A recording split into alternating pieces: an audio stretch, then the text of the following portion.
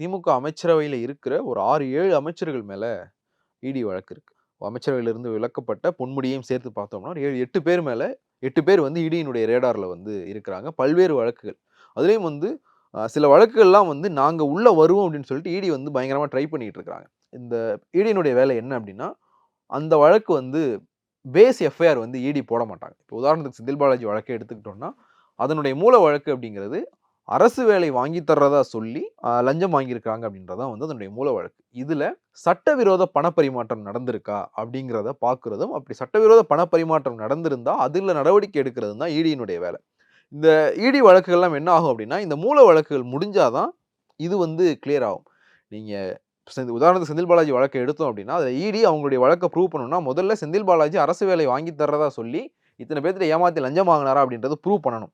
இது ப்ரூவ் பண்ணப்பட்டா தான், நீங்க சட்டவிரோத பணப்பரிமாற்றம் இது ப்ரூவ் பண்ணப்பட்டா சட்டவிரோத பணப்பரிமாற்றம் நடந்திருக்கலாம் அப்படிங்கிற அந்த முகாந்திரத்துக்குள்ளே போக முடியும்.